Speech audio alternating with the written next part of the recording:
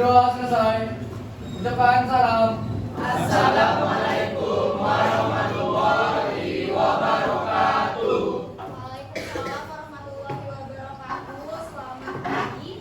Pagi, Bu. Gimana kabarnya? Sehat? Sehat, Bu. Bu absen dulu ya. Baik, Bu. Alia, Amanda, Anggraini, Arza, Biru. Ata, Biru. Bella, Chris, Biru. Dava, Deborah, Farel, Biru. Fitri, Frizi, Izin dong. mana dia? Hamdani, Hanifah, Prizi apa? Hazika, Indah, Ivander, Hadir Ibu. Javas, Biru. Keza, Christine, Meli, Misael, Hadir Bu. M. Aziz, Hadir Bu. Mutia, Pahala, Nita, Rado, Rati, Biru. Rasya, Hadir Bu. Regina, Raymond, Rian, Hadir Bu. Rivo, Rizkia, Zafrida, Septorini,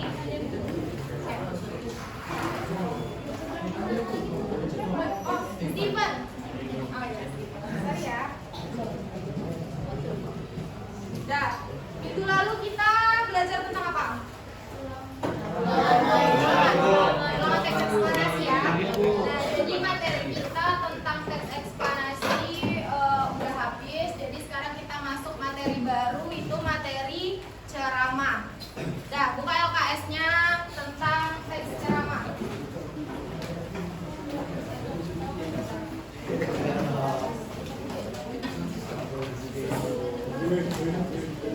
Ada bawa buku cetak? Ada buku cetaknya.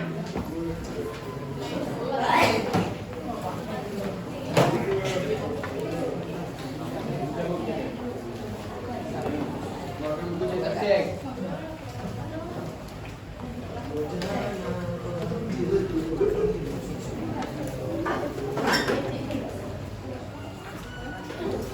Udah dibuka. KS-nya tentang ceramah. Nah, jadi pembelajaran kita hari ini tentang teks ceramah. Tujuan pembelajaran kita hari ini, setelah mengikuti pembelajaran, nanti Ananda sekalian akan dapat menentukan unsur, kemudian kaidah kebahasaan, serta informasi aktual dari teks ceramah.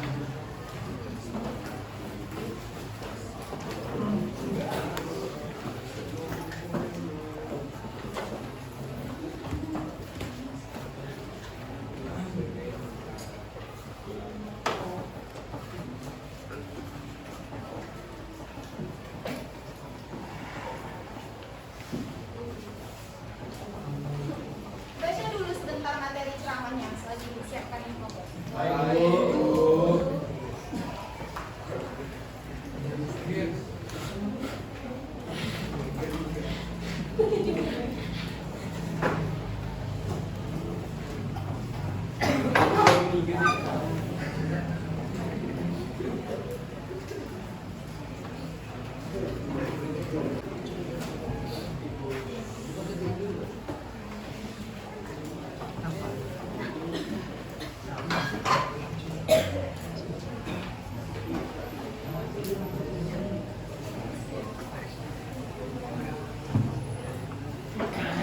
Ya.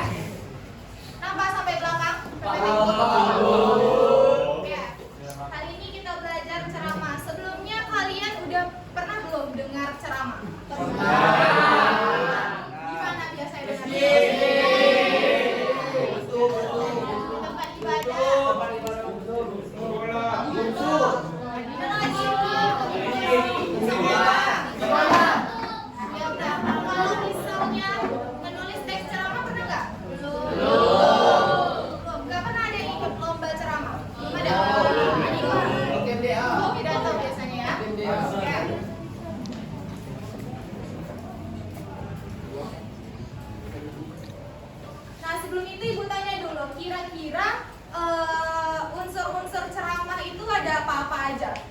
menurut siapa ya? Hamdani.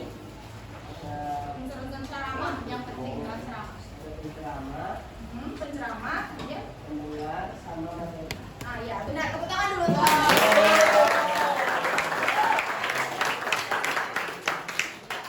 Unsur-unsur ceramah ada 3. Yang pertama penceramah, kemudian pendengar dan materi. Oke, kita masuk ke materi ceramah. Nah, jadi kompetensi dasar untuk pembelajaran hari ini itu ada di 3.5, mengidentifikasi informasi berupa permasalahan aktual yang disajikan dalam ceramah. Tujuan pembelajarannya tadi sudah Ibu sampaikan. Setelah mengikuti pembelajaran, peserta didik mampu menentukan unsur-unsur ceramah, informasi permasalahan aktual dan kaidah kebahasaan dalam teks ceramah. Nah, jadi perhatikan betul-betul penjelasan dari Ibu, karena nanti di akhir kalian akan Ibu kasih tugas tentang materi yang Ibu sampaikan. Oke, di sini Ibu ada tayangan video. Kalian perhatikan baik-baik informasi apa yang disampaikan dari video yang Ibu tayangkan. Tolong jangan ribut karena takutnya nanti nggak terdengar sampai belakang suaranya. Siapa sekarang di Indonesia yang kekuasaannya, political power-nya gabungkan saja 5-10 orang ini, maka sudah sama dengan dia menguasai Indonesia. Cek tujuan dan visinya apa. Apakah ada irisannya sama dengan kita?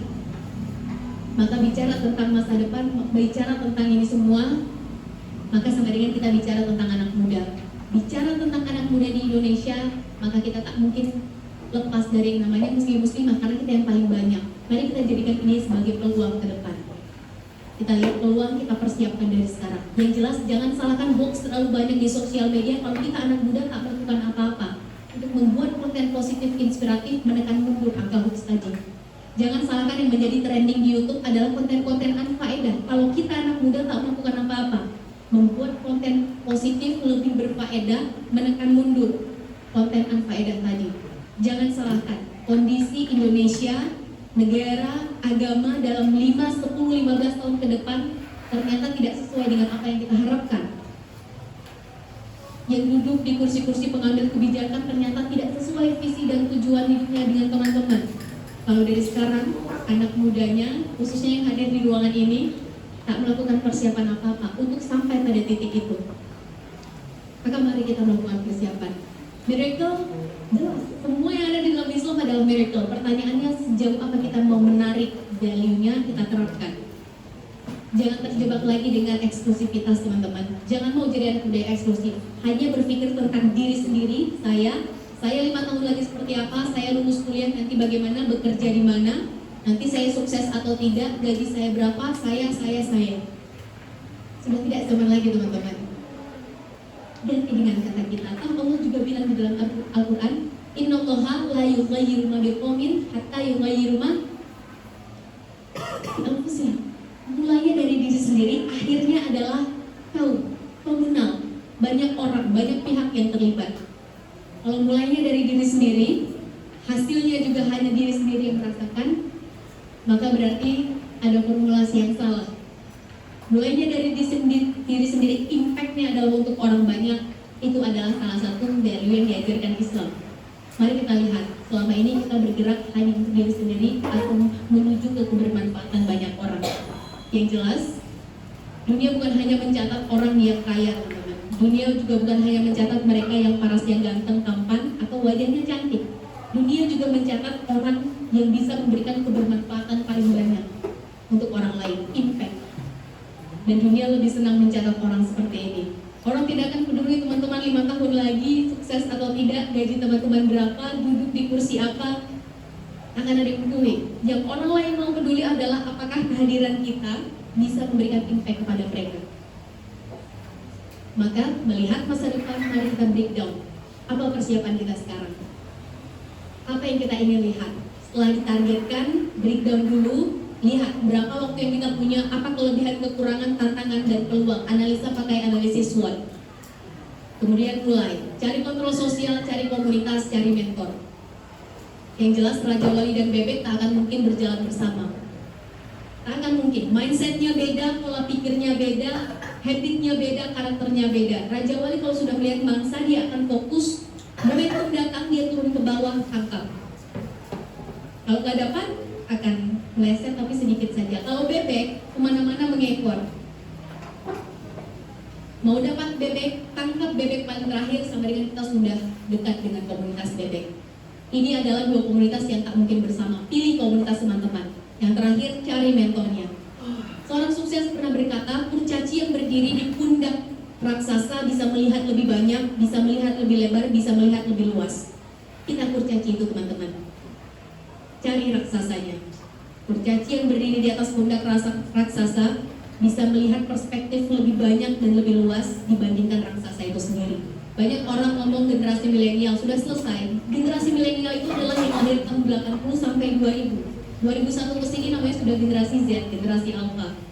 Dan tahun ini adalah tahun pertama generasi Z masuk perguruan tinggi. Siap-siap percepatannya akan 4-5 kali lipat lebih cepat. Zaman berganti, waktu juga berlalu, teknologi hadir. Mereka yang bisa beradaptasi akan maju lebih cepat, bergerak lebih cepat. Mereka yang tidak bisa, mereka akan diam di tempat, mereka akan mundur ke belakang. Franklin pernah mengatakan, when people stop changing, they are dying.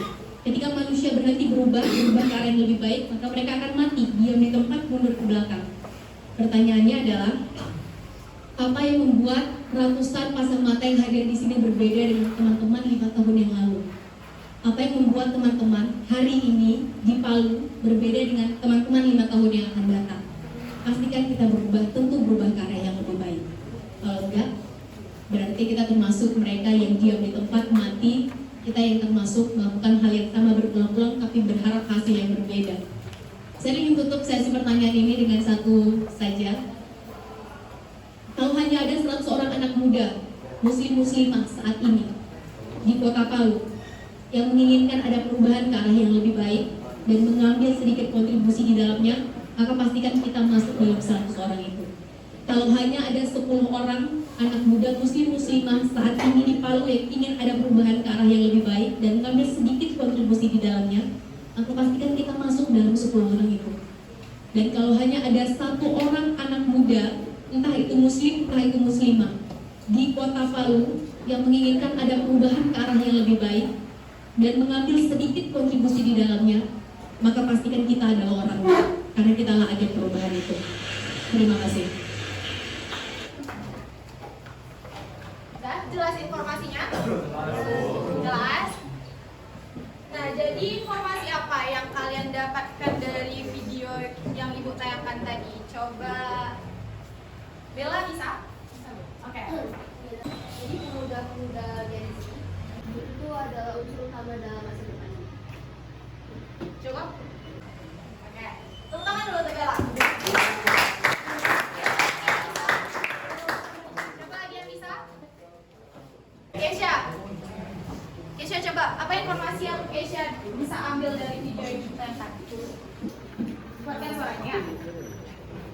Mindset kalau misalnya kita berpikir untuk diri kita sendiri ke depannya itu kita gak jangan lagi, tapi kita harus memikirkan orang lain juga. Bukan untuk kepentingan diri sendiri saja, tetapi untuk kepentingan orang banyak. Benar.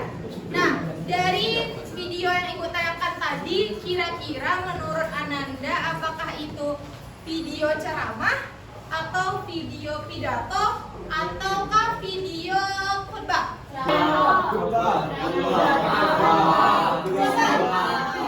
Coba tunjuk tangannya yang bilang itu video ceramah. Angkat tangannya. Oke, banyak ya. Pidato coba. Pidato ada 1, 2, 3, 4, 5, 6. Khutbah? Yang 2, 3, 4. Oke. Coba yang ceramah tadi Amanda ya. Amanda, coba Amanda jelaskan kenapa menurut Amanda itu tadi videonya video ceramah. Kuatkan suaranya. Karena dalam ceramah itu dia menyampaikan informasi, pesan ataupun pengetahuan oleh seorang yang kompeten di bidang. Oke, itu menurut Amanda. Ada lagi yang lain yang ceramah? Sama? Sama. Nah, yang pidato tadi? Yang pidato 1, mana lagi tadi? Yang pidato. Pidato tadi ya. Coba inilah Ivander.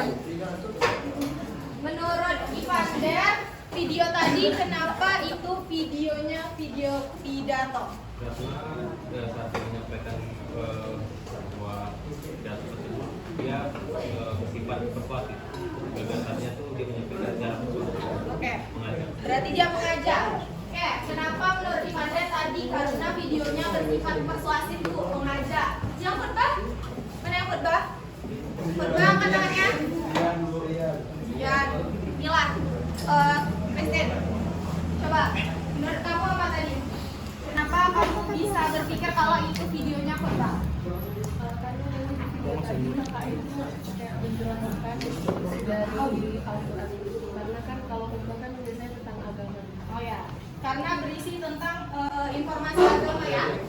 Ya, jawabannya ibu kunci dulu, nanti ibu jawab setelah ini, dan ibu akan jelaskan juga apa sih perbedaan antara ceramah, pidato, dan khutbah. Bisa kita lanjut? Bisa. Perhatikan ya. Nah, menurutmu apa itu ceramah? Menurutmu apa itu ceramah? Apa? Sampai pesan di hubungan banyak orang. Apa? Siapa? Si Atta. Bagian suaranya. Apa itu ceramah? Apa penyampaian informasi di kerumunan banyak orang? Di depan banyak orang, menyampaikan informasi di depan banyak orang. Ada yang lain? Yang lain ada? Sama? Oke, benar yang dibilang Atta. Ceramah adalah suatu penyampaian pesan, informasi, ataupun pengetahuan di depan banyak orang yang disampaikan oleh orang yang kompeten di bidangnya. Nah, ceramah ini disampaikan secara umum dan biasanya melibatkan banyak orang. Itu dia pengertian ceramah. Nah, jadi apa persamaan dan perbedaan dari ceramah, pidato, dan khutbah? Apa kira-kira persamaannya? Terletak di mana persamaannya? Sama-sama menyampaikan informasi, sama-sama berbicara di depan umum, benar. Persamaan ceramah, pidato, dan khutbah itu sama-sama memiliki tujuan komunikasi yang sama, yaitu untuk menyampaikan pesan kepada pendengar atau audiens dengan maksud memberikan informasi, mempengaruhi pemikiran, dan menginspirasi mereka. Itu persamaan dari ceramah, pidato, dan khutbah. Nah, jadi apa perbedaannya, Bu? Kalau ada persamaan tentu ada perbedaan, kan? Nah, perbedaannya terletak di yang pertama, bentuk komunikasinya. Kalau ceramah itu bentuk komunikasinya dua arah. Ada komunikasi interaksi antara penceramah dengan pendengar. Kalau misalnya pidato dengan khutbah itu cuma satu arah, cuma yang menyampaikan aja. Tidak ada respon yang berlebihan dari pendengarnya. Begitu kalau yang pidato dan khutbah. Kalau topik pembicaraan apa? Perbedaannya terletak pada topik pembicaraan. Baca. Coba.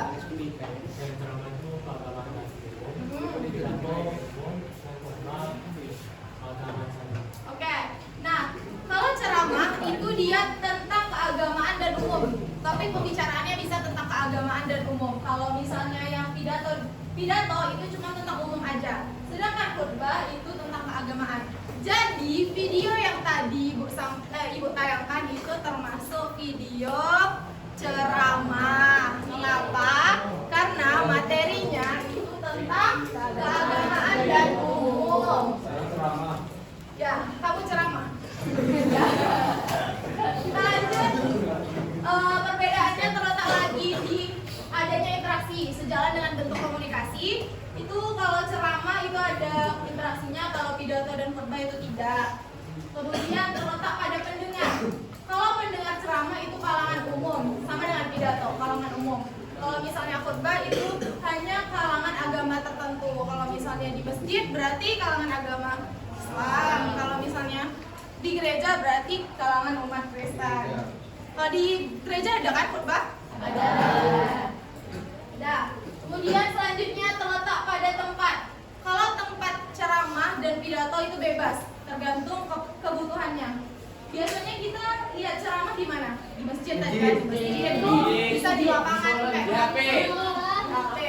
juga. Laptop. Kalau misalnya pidato itu tempatnya di forum resmi. Di forum resmi contohnya saat apa yang terdekat dengan kita pidato? Contoh terdekatnya. Ya, amanat pembina upacara itu termasuk pidato. Karena apa?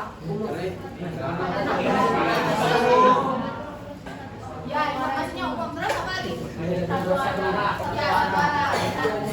Ya, itu dia. Tempatnya kalau pidato itu forum bebas, forum resmi. Nah, kalau khutbah itu hanya di rumah ibadah. Nah, untuk waktu itu ceramah dan pidato itu bebas. Waktunya kapan aja. Kalau misalnya khutbah itu biasanya rutin. Kalau umat Islam biasanya hari apa? Kalau umat Kristen Minggu. Di sini ada yang selain Islam sama Kristen? Ada. Ada yang muda, ada yang Katolik. Dan selanjutnya. Nah, selanjutnya ciri-ciri dari ceramah. Ciri-ciri ceramah ada 5. Yang pertama, ceramah disampaikan oleh orang yang mempunyai keahlian dalam bidang maupun ilmu tertentu.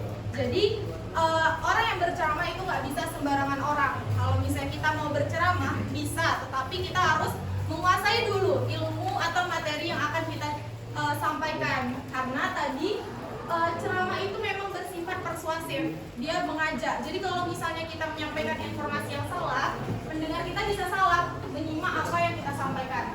Kemudian yang kedua, ceramah itu memiliki ciri-ciri dan mempunyai struktur yakni pendahuluan, isi, dan penutup. Pendahuluan letaknya di mana, Hanifah? Di awal. Kalau apa lagi? Pendahuluan, isi letaknya di mana? Di tengah. Oke. Kalau penutup di mana, Amanda? Ya, benar. Nah, itu strukturnya ada 3. Pertama pendahuluan, isi, dan penutup. Kemudian selanjutnya, isi ceramah bersifat umum sesuai keadaan yang ada, seperti yang Ibu jelaskan tadi.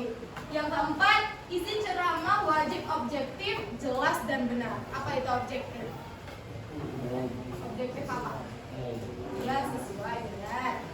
Tetapi harus berdasarkan data-data dan penelitian. Tidak bisa hanya nyata. Tidak bisa hanya pendapat penceramah saja, harus ada data-data yang validnya. Nah, selanjutnya isi ceramah tidak akan menyebabkan pertentangan di masyarakat. Lanjut, ini dia tadi yang disampaikan Hamdani. Unsur-unsur ceramah. Unsur-unsur ceramah ada 3. Pertama penceramah, kedua pendengar, ketiga materi. Kira-kira tadi penceramah tadi tahu siapa namanya? Bagus, menyimak berarti. Kalau pendengarnya itu berarti? Materinya tentang?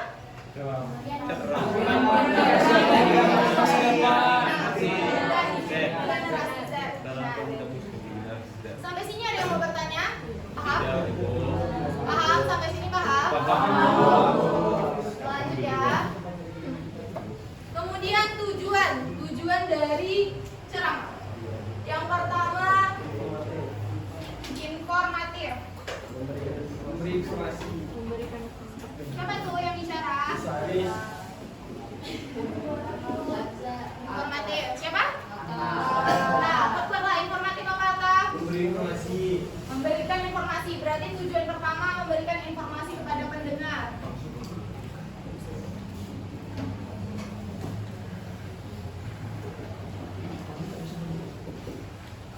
Berikan informasi.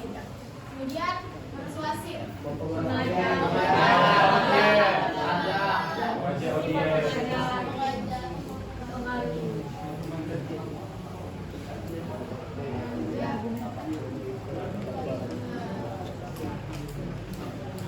Mengajaknya ke arah yang lebih baik atau lebih buruk? Kemudian yang ketiga ada argumentatif. Pendapat. Sifat.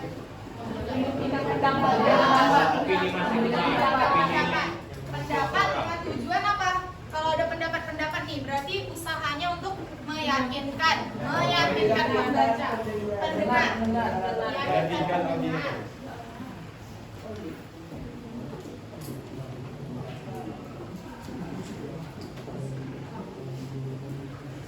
Kemudian ada deskriptif. Menjelaskan dengan jelas.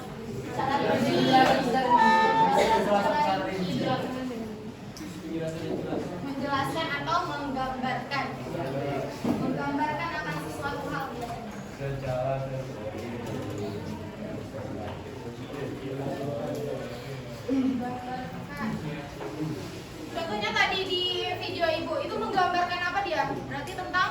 pemuda tadi itu yang digambarkan yang gimana pemuda di generasi sekarang. Kemudian yang kelima rekreatif, menghibur tentunya.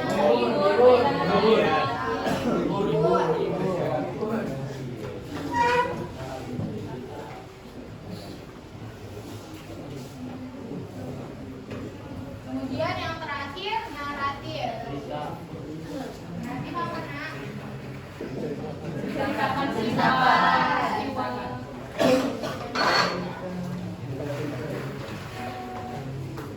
Menceritakan sesuatu hal.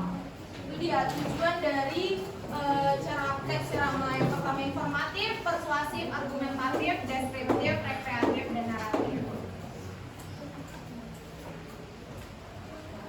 Nah, kita lanjut. Ada kaidah kebahasaan. Kaidah kebahasaan yang pertama, kata ganti orang pertama tunggal dan orang kedua jamak. Coba, siapa? Ya Pak, buka. LKS. Kata ganti orang pertama tunggal itu apa? Baca. Saya. Terus apa lagi contohnya? Aku. Kalau kata ganti orang kedua jamak? Kedua jamak, bukan kedua tunggal. Kalian, bapak-bapak, ibu-ibu, hadirin sekalian. Lambat tujuh tangan. Tidak. Itu dia contoh kata ganti orang pertama tunggal dan orang kedua jamak. Kemudian yang kedua itu istilah teknis. Istilah teknis ini adalah kata yang memiliki makna tertentu di bidang tertentu yang memudahkan lebih memudahkan membaca untuk memahaminya. Contohnya apa? Reaksi, amputasi. Amputasi itu artinya sebenarnya apa? Ya, dipotong bagian tubuhnya. Disingkat dengan amputasi. Itu dia contoh istilah teknis. Kemudian kata-kata yang menunjukkan hubungan argumentasi. Hubungan argumentasi. Yang pertama apa hubungan argumentasi? Sebab dan akibat. Hubungan sebab dan akibat.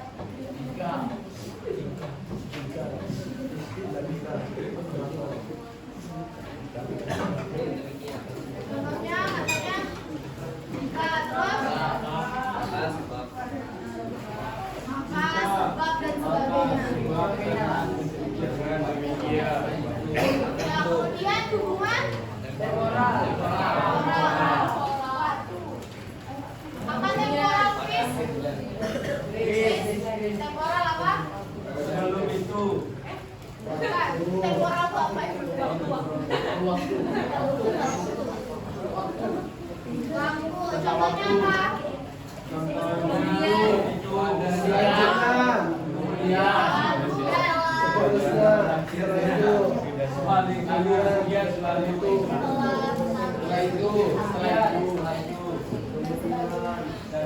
nah itu dia, itu kata-kata yang menunjukkan hubungan argumentasi. Kemudian yang keempat kata kerja mental, apa itu? Kata kerja mental. Respon dari pembicara, dari penceramah. Contohnya?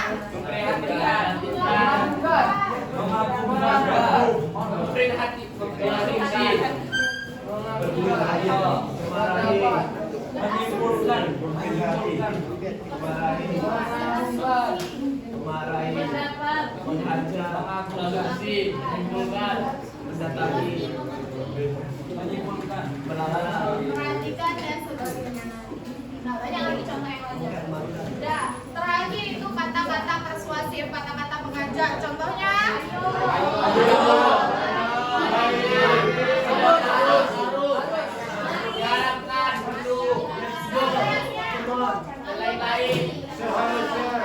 Nah, sampai sini ada yang ditanyakan? Paham sejauh ini? Terakhir nih. Menemukan informasi dan permasalahan aktual teks ceramah. Permasalahan aktual itu adalah sesuatu peristiwa atau hal-hal yang sedang terjadi pada masa kini. Itu dia. Permasalahan aktual adalah sesuatu yang peristiwa yang sedang terjadi pada masa kini. Nah, untuk mendapatkan informasi, menemukan informasi dalam sebuah teks ceramah itu ada 5 jenis. Ada 5 jenis informasinya. Yang pertama itu berdasarkan fungsi. Berdasarkan fungsi ini kegunaan informasi itu untuk apa? Coba buka buku cetak halaman 81.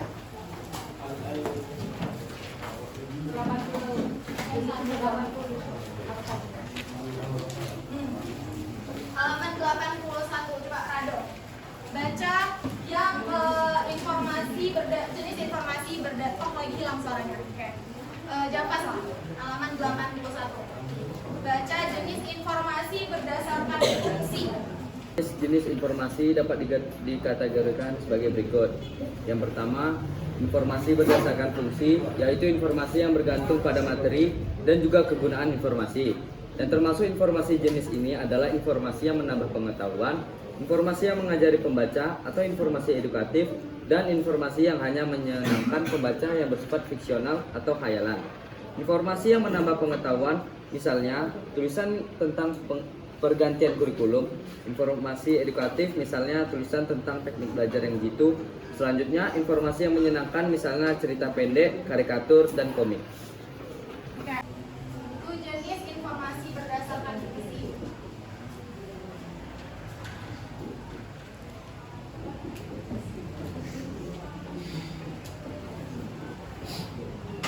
Berdasarkan fungsi, bagi 3 lagi tadi.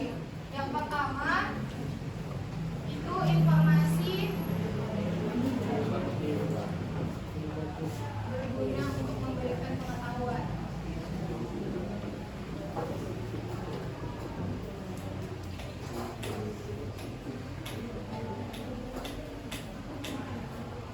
Nampak tulisan ibu sampai belakang?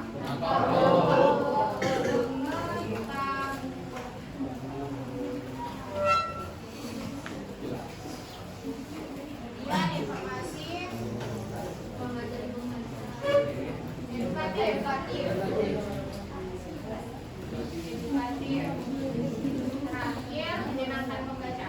Pendengar, khayalan.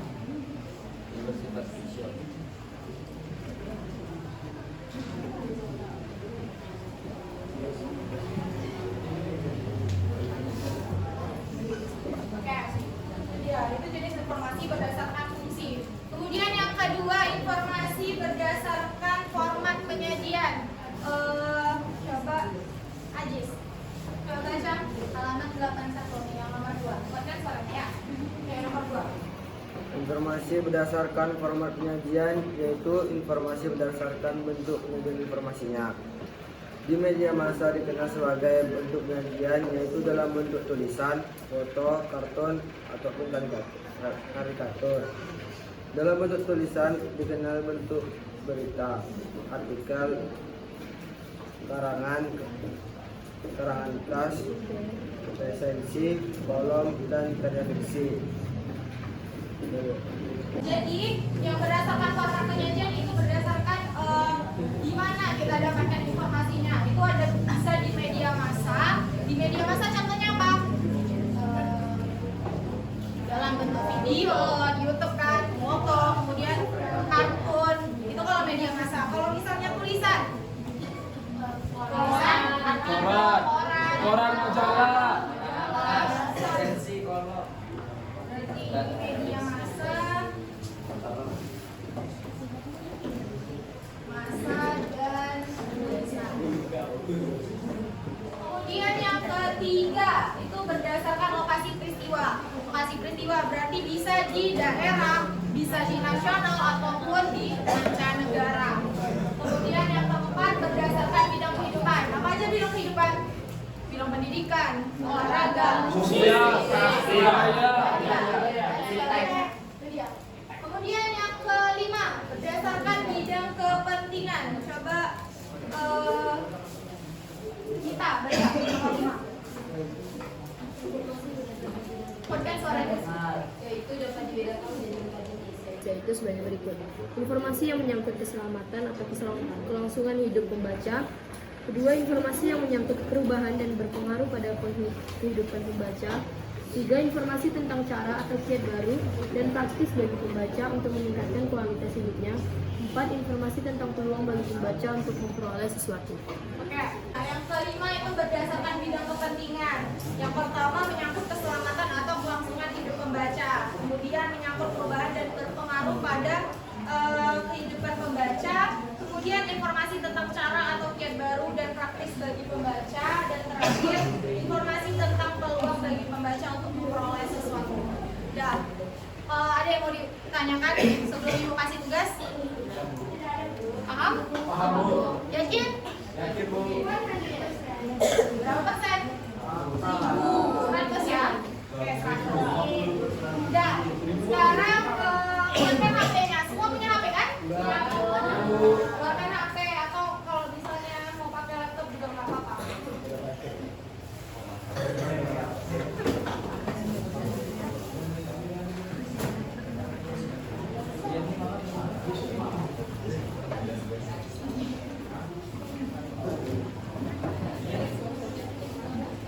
Oke, di sini Ibu ada LKPD, lembar kerja peserta didik.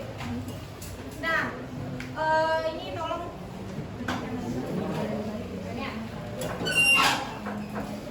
satu orang satu ya, satu LKPD.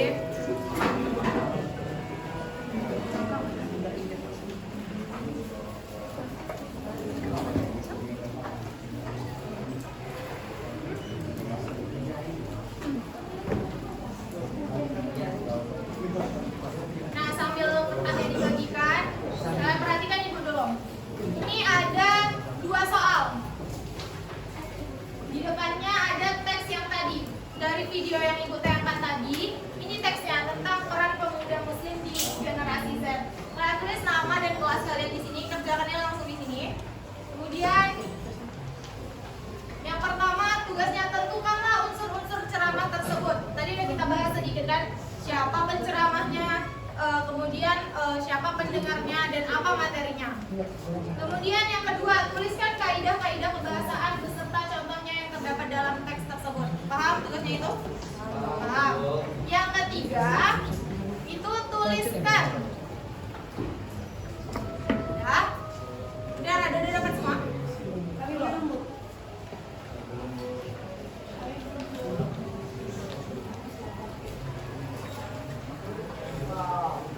Nah, yang ketiga, tuliskan informasi-informasi permasalahan aktual dalam teks tersebut.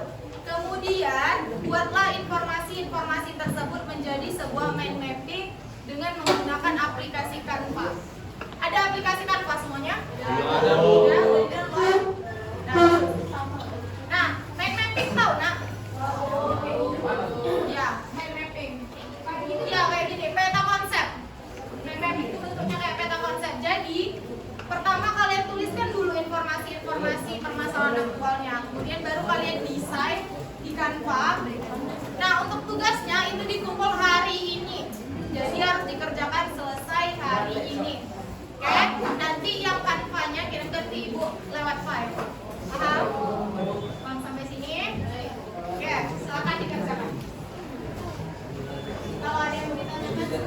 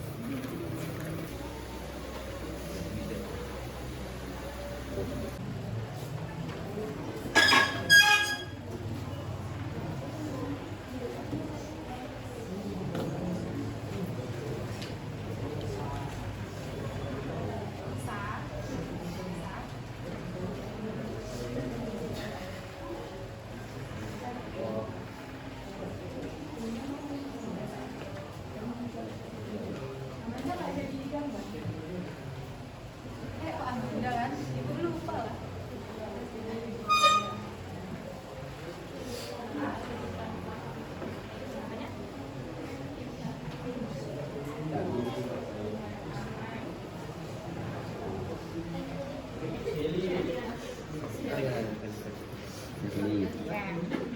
Unsur-unsurnya apa aja? Misalnya penceramahnya siapa? Ibu bilang tadi. Siapa tadi? Shirley kan? Sheryl.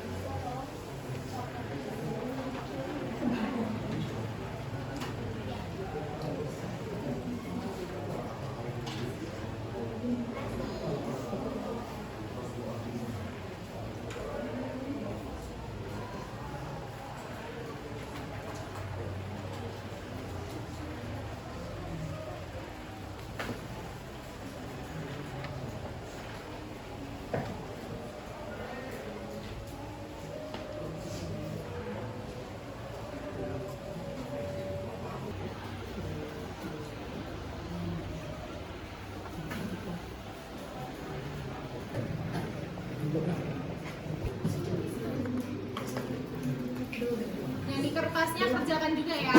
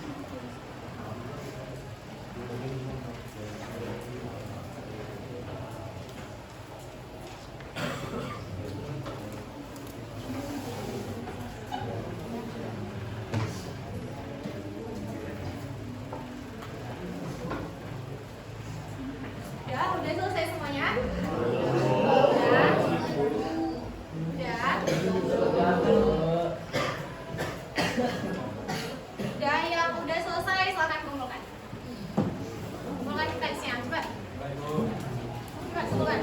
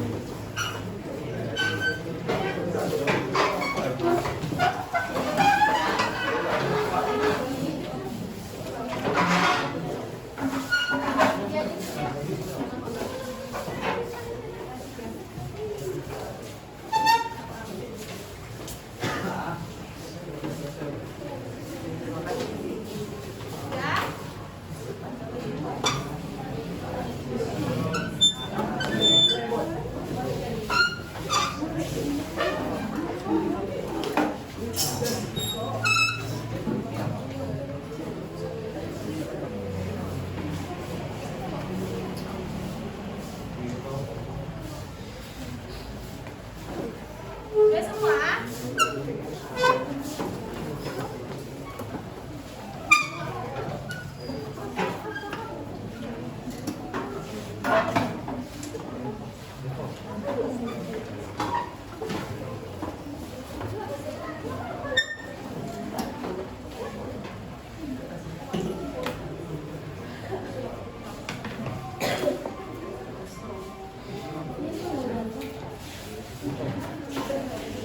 Udah semua ya. Kanvanya udah selesai kan? Kirimkan ke WA Ibu ya. Baik. WA kanvanya. Ya. Nah, sekarang coba kita bahas dulu sedikit. Kira-kira yang pertama, tentukan unsur-unsur ceramah tersebut. Tadi udah kita bahas ya, kita skip aja. Selanjutnya, tuliskan kaidah pembahasan beserta contohnya yang terdapat dalam teks. Apa aja tadi kaidah pembahasan? Kata ganti orang pertama. Kata ganti orang pertama tunggal dan orang kedua jamak. Orang pertama tunggal di sini dia pakai apa? Saya. Kayak saya. Kata ganti orang kedua jamaknya dia pakai teman-teman. Ya, benar. Kemudian apa lagi tadi? Kaidah pembahasan teknis. Istilah teknisnya ada?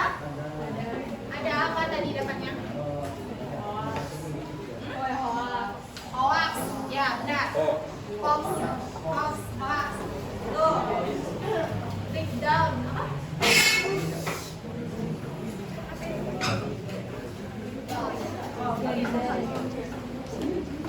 Nah ya, berarti istilah teknisnya tadi ada hoax, ada breakdown, ada Gen Z, SWOT.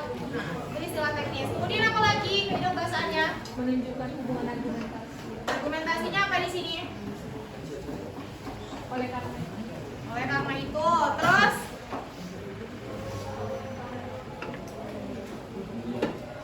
jika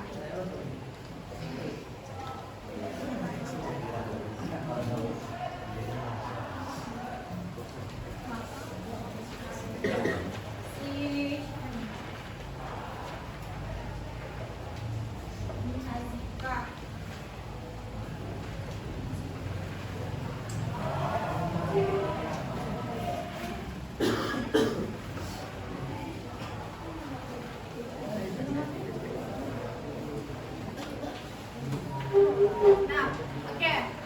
Nanti Ibu nilai dulu. Besok pertemuan selanjutnya Ibu kasihkan nilainya ya. Jangan lupa dikirim kanvanya ke Ibu. Baik, Bu. Selanjutnya,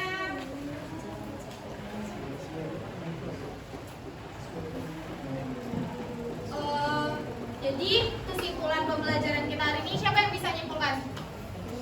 Siapa yang bisa nyimpulkan isi dari pembelajaran kita hari ini? Tangan, disebutkan aja nggak apa-apa. Kaidah bahasanya ini Bu, tujuannya ini Bu. Sebutkan aja, nggak perlu dijelaskan. Yuk, yang bisa yuk. Gak apa-apa. Yang kamu tahu aja, Meli. Yang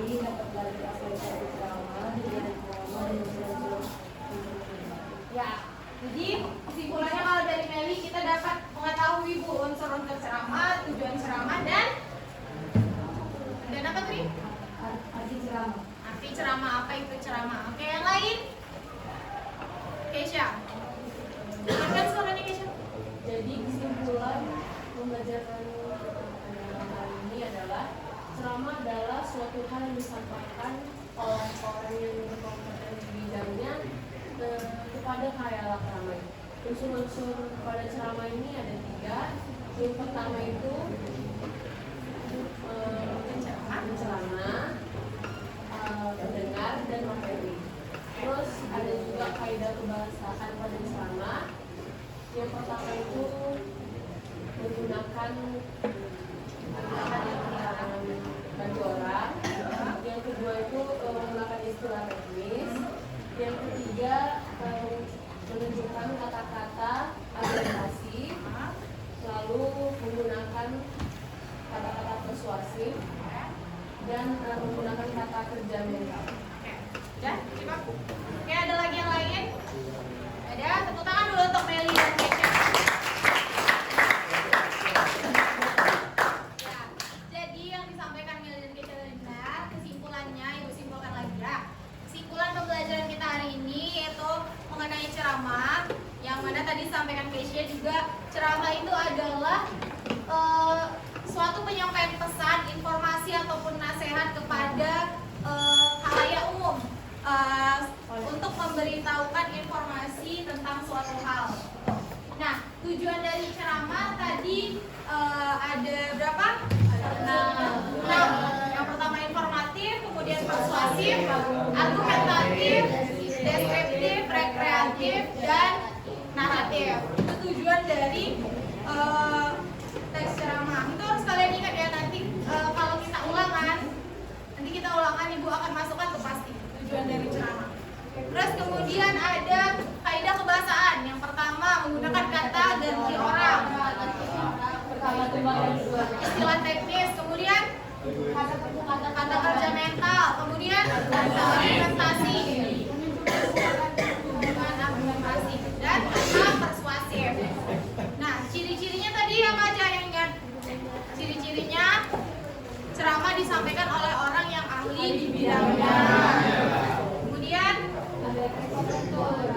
ya bersifat 2 arah, ada respon antara penceramah dan pendengar. Ada lagi bersifat umum, topiknya bersifat umum. Nah, itu dia.